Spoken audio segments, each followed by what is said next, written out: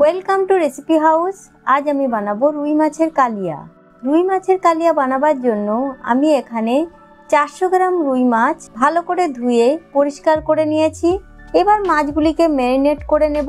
তার জন্য এতে দিয়ে দেব নুন, হাফ চামচ করে হলুদ গুঁড়ো, লঙ্কা গুঁড়ো, আদা রসুন বাটা আর 1 চামচ লেবুর রস। এই সব কিছুকে ভালো করে মাছের পিসগুলির সাথে মাখিয়ে নিতে হবে। মশলাগুলি মাখানোর পর মাছগুলিকে ম্যারিনেটের জন্য আধ ঘন্টা রেখে দেব।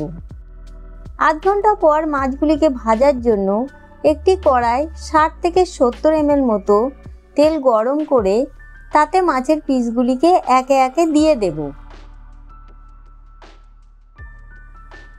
মাছগুলিকে মিডিয়াম ফ্লেমে ভাজতে থাকবো যতক্ষণ না মাছগুলির এক পিঠ হালকা লাল হয়ে ভাজা হয়ে আসছে। মাছগুলির এক পিঠ ভাজা হয়ে আসলে উল্টে অপর পিঠটিকেও ভেজে নেব।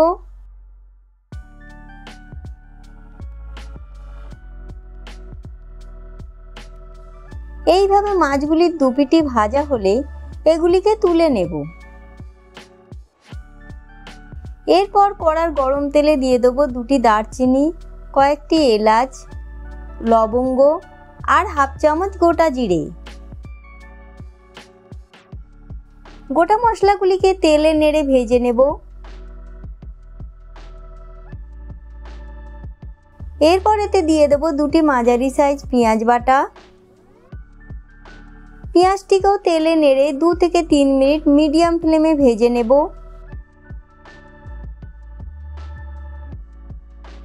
পেঁয়াজটি ভাজা হয়ে এলে দিয়ে দেবো 1 চামচ আদা রসুন বাটার পেস্ট।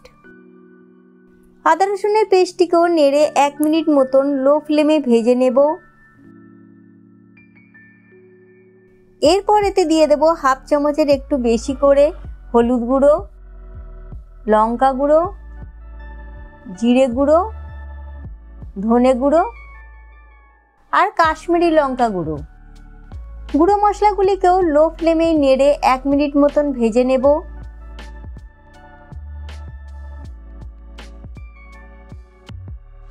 এবার এতে দিয়ে দেব একটি টমেটো পিউরি। তারই সাথে দিয়ে দেব পরিমাণ মতো নুন আর টমেটো পিউরিটিকে মশলার সাথে নেড়ে কষে নেব যতক্ষণ না মশলা থেকে তেল ছাড়ছে।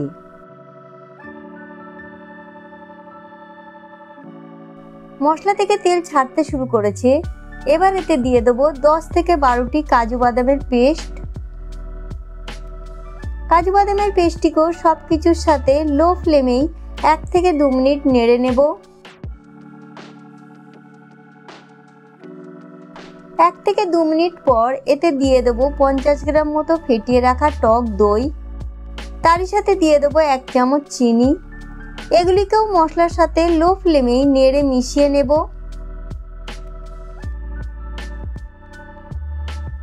এবার এতে দিয়ে দেবো 200 থেকে 250 ml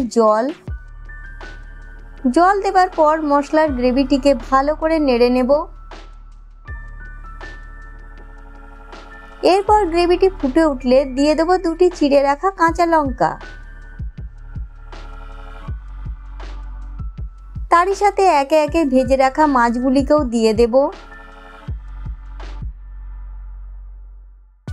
মাছের পিসগুলিকে মিডিয়াম ফ্লেমে উল্টে পাল্টে 3 থেকে 4 মিনিট ফুটিয়ে নিতে হবে।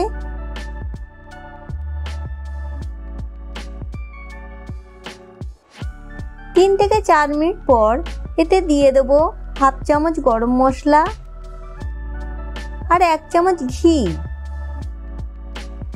আর গরম মশলা দেবার পর মাছের কালিয়াটিকে আরও 1 থেকে 2 মিনিট উল্টে পাল্টে নেড়ে ফুটিয়ে নেব।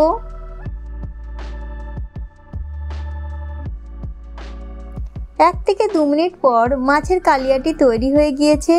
এবার এটি পরিবেশনের জন্য একদম রেডি। যদি আমার তৈরি রেসিপিটি আপনাদের ভালো লেগে থাকে তাহলে ভিডিওটিকে লাইক এবং শেয়ার করবেন। এই রকম সুস্বাদু রেসিপি পাওয়ার জন্য আমাদের চ্যানেল রেসিপি হাউসকে সাবস্ক্রাইব করতে ভুলবেন না।